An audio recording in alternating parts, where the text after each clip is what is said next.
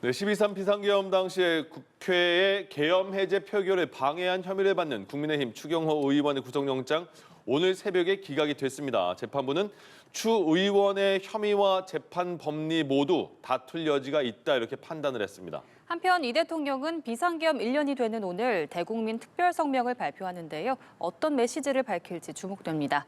관련한 내용들 서양호 시사평론가, 김철현 전 국회 정책연구위원과 자세히 짚어보겠습니다. 네, 어서 오십시오. 안녕하십니까. 예, 12월 3일이 됐습니다.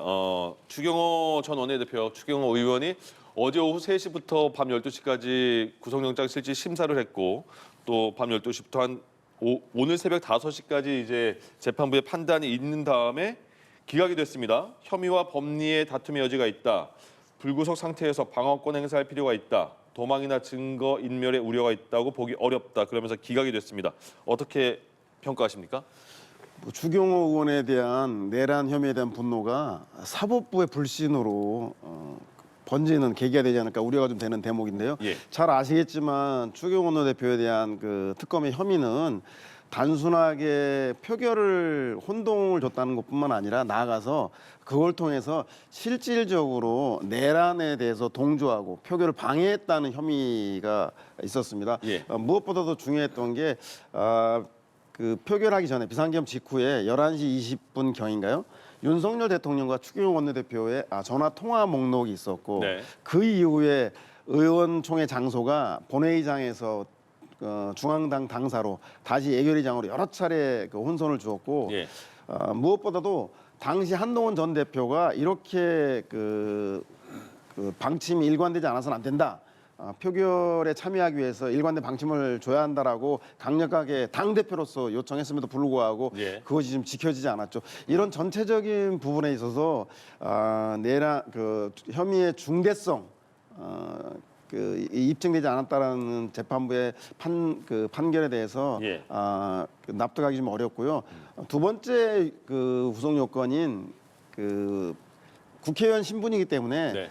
도주의 염려라든가 증거인멸의 염려 이런 것들은 뭐 이미 수사가 오래됐기 때문에 그건 납득할 수 있으나 예. 혐의의 중대성조차도 인정하지 않았다는 거에 대해서는 아마 특검을 비롯해서 그 정부 여당 민주당의 강력한 반발이 예상된 점이라고 볼 수 있겠습니다. 예, 혐의와 법리에 대해서 다툼의 여지가 있다 이렇게 평가했는데 그 전에도 그럼 기각으로 예상을 하셨습니까, 교수님? 그럼요. 이게 왜냐하면 예. 당이 이게 굉장히 애당초 무리한 영장 청구였거든요. 네. 그렇기 때문에 저는 영장 기각은 당연한 결과라고 보고 그때 정성호 법무부 장관이 국회 본회의에서 이 체포 동의안을 설명을 할 때 예. 보니까요. 본인도 이 부분에 좀 이해가 잘 안 되는지 법리적으로 잘 이해가 잘 안 되는 부분들이 많았거든요. 그 제안 설명 안에도 보면. 예. 그래서 왜냐하면 표결 방해 의혹이라고 얘기를 하는데 그때 당시에 추경호 원내대표가 어쨌든 회의 장소가 계속적으로 변경된 거거든요. 네. 단순하게 국회 본회의장에서 당사. 뭐 당사로 이렇게. 왜냐하면 그때 아마 추경호 원내대표도 비상계엄이 선포가 됐는데 이 상황이 도대체 어떤 상황이었는지를 본인 아무래도 국민의힘의 어떤 대표이기 때문에 나한테 그 상황을 조금 파악하려고 했던 그런 부분들이 있는 걸로 보이는 거거든요. 근데 표결 방해까지 이르려면 추경호 원내대표가 소속 의원들을 어느 방에 가둬놓고 못 나가게 완전 막거나 혹은 오늘은 절대로 이 표결에 참여하면 안 된다고 하는 그런 의사를 강력하게 보였으면 모르겠는데 예. 아마 추경호 원내대표와 함께 원내대표실에 있었던 김영태 의원 같은 경우에는 또 표결에 참여를 했거든요. 그렇죠. 그렇다면 그 한 분 한 분이 어쨌든 헌법기관이 국회의원들의 어떤 표결권은 아무런 자유의지에는 아무런 문제가 없었다는 걸 보이는 예. 거거든요. 그렇기 때문에 저는 지금 검찰의 어떤 특검에서 계속적으로 무리하게 이 상황을 끌고 나갈 것이 아니라 추경호 원내대표에 대한 영장이 기각된 만큼 이거는 이제 공소 포기하는 게 맞거든요. 기소를 유예하는 게 맞는 거예요. 네. 그리고 아마 민주당에서도 그동안 국민의힘에 대해서 계속적으로 뭐 내란 정당이다 또는 위헌 정당 해산감이다 이런 식의 어떤 프레임을 계속 씌워왔는데 이런 부분들도 이제 다 깨지는 부분들이거든요. 과거 이재명 대통령도 그때 국회의원 시절에 보면 두 번의 어떤 체포동의안이 청구가 됐고 그때 한 번은 아마 국회에서 아마 통과되고 난 다음에 영장이 기각됐을 때 보면 이재명 대통령조차도 그때 이거는 검찰의 무리한 기소였다. 그렇기 때문에 이 부분은 잘못됐다고 하면서 정치적 면죄부를 받았거든요. 예. 저는 아마 국민의힘도 아마 추경호 원내대표에 대한 어제 뭐 영장 기각을 통해서 이제 사실상 내란 정당이라고 하는 프레임에서는 벗어났다. 예. 그렇게 판단을 하고요. 국민의힘 이제 내란 정당이라고 하는 이런 위기에서 이제 벗어나는 만큼 예. 앞으로 이제 강력한 이제 대여 투쟁을 할 수 있는 그런 반격의 어떤 뭐 계기가 되지는 않을까 이렇게는 보입니다. 예. 네.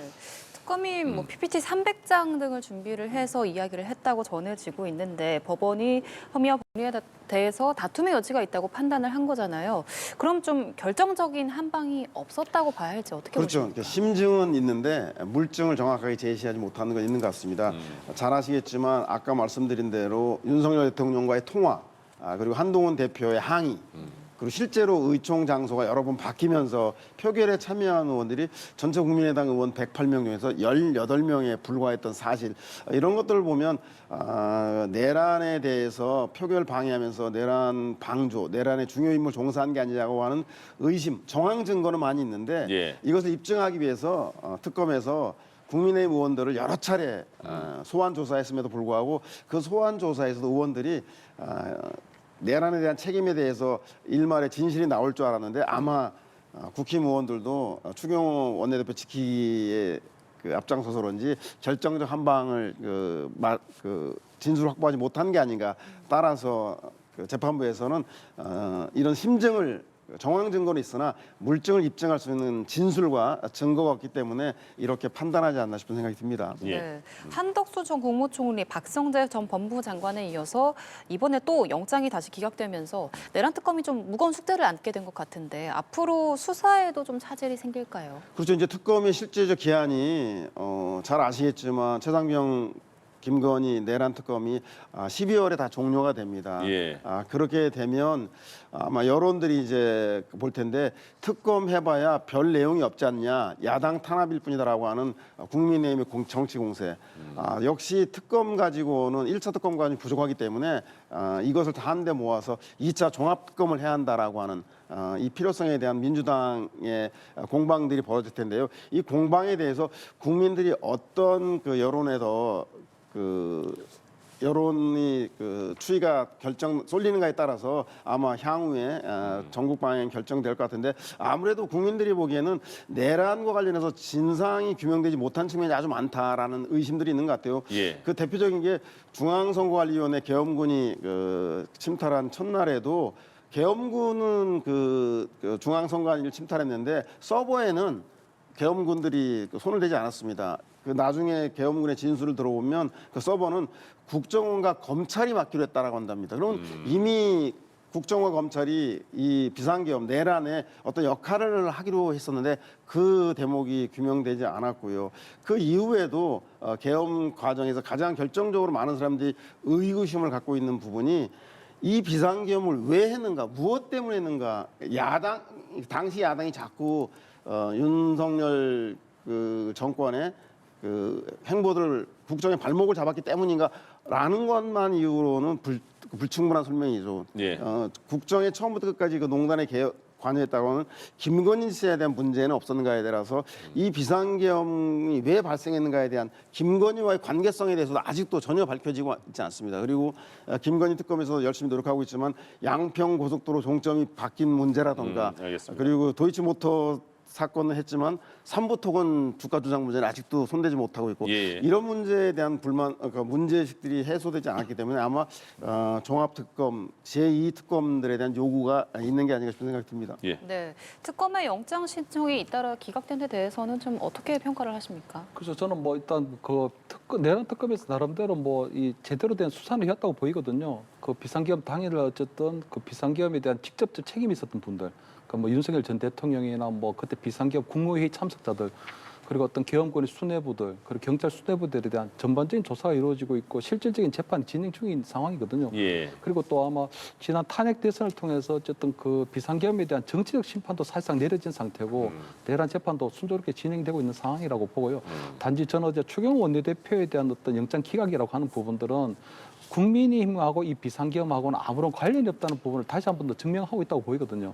어쨌든 어떻게 보면 국민의힘도 비상계엄의 피해자라고 할 수 있거든요. 왜냐하면 아마 지난해 8월 달쯤에 민주당 김민석 의원이 윤석열 대통령이 비상계엄을 선포할 것이라고 하는 터무니없는 얘기를 했을 때 예. 그때 아마 국민의힘도 그렇고 일반 국민들도 그렇고 설마 이 21세기에 2024년에 어떤 예. 무슨 비상계엄이 일어날 거나 다 들통난 계엄이었거든요.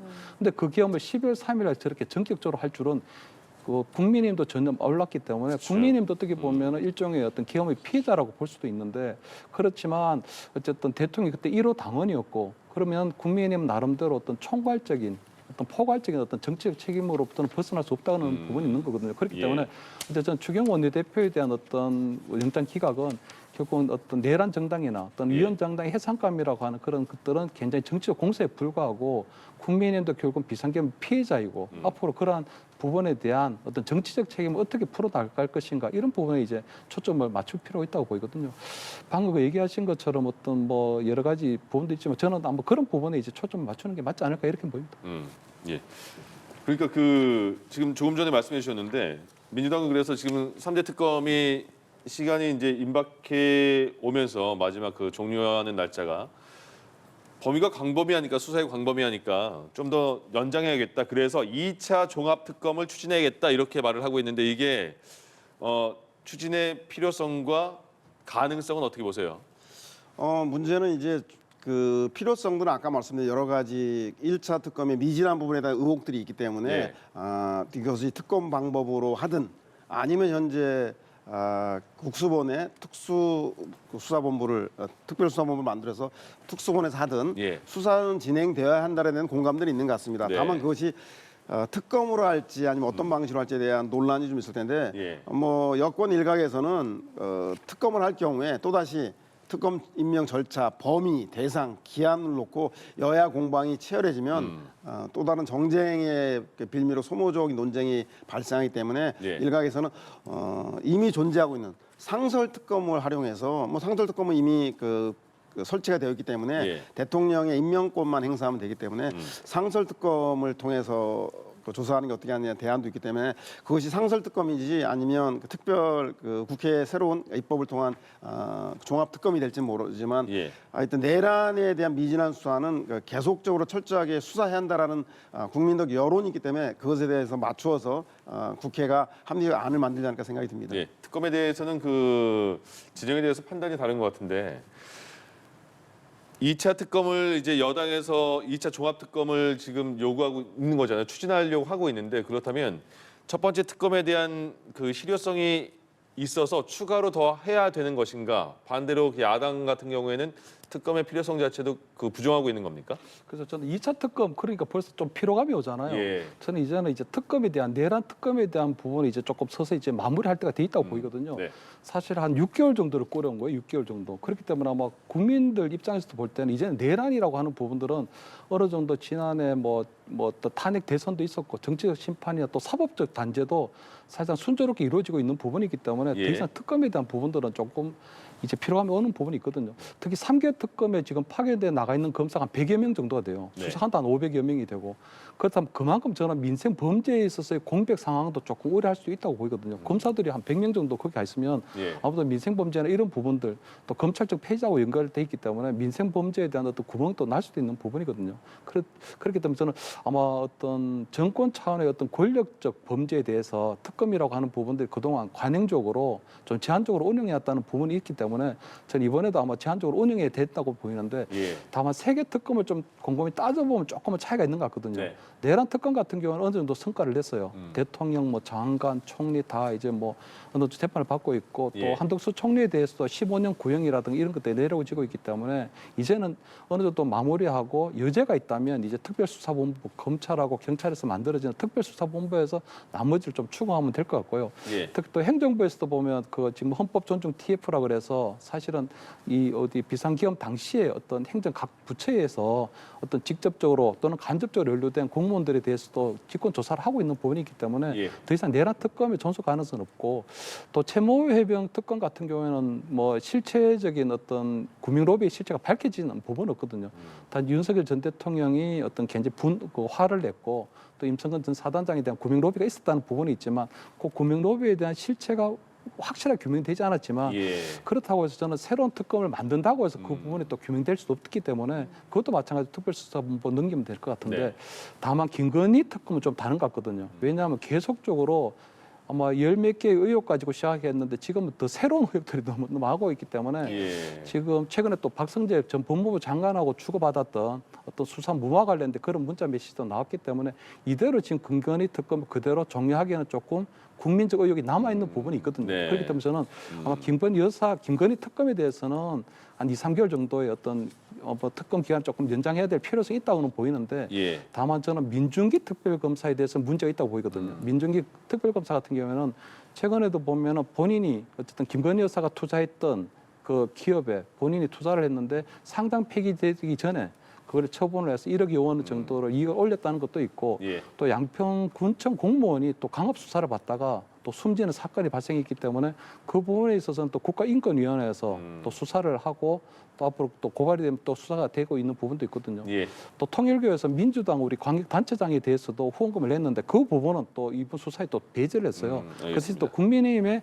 어떤 후원금에 대해서만 조사를 하는 그런 편파적인 어떤 수사를 하고 있다는 부분도 있기 때문에 저는 민중기 특별검사에 대해서는 임기가 종료되면서 그저 끝을 내고 예. 저는 새로운 특별검사로 하여금 아마 김건희 특검에 대한 임기를 조금 더 연장을 해서 국민적 의혹을 좀 해소하는 부분으로 나름대로 여야가 좀 합의점을 찾아가면 어떨까? 왜냐하면 어차피 국민의힘에서 네네. 합의하지 않고 동의하지 않더라도 그냥 예. 민주당에서 밀어붙이면 성립이 되는 부분이거든요. 그래서 그런 부분에 있어서는 운영의 묘를 국민의힘에서 좀 찾았으면 하는 그런 생각입니다. 예. 네, 알겠습니다. 한편 이 계엄에 대한 사과를 할지를 놓고 당내 논란이 컸던 국민의힘 장동혁 대표는 사과를 하지 않는 쪽으로 방향을 굳힌 것 같습니다. 또 12.3 비상계엄 1년이 되는 오늘이 공교롭게도 장 대표 취임 100일이기도 한데요.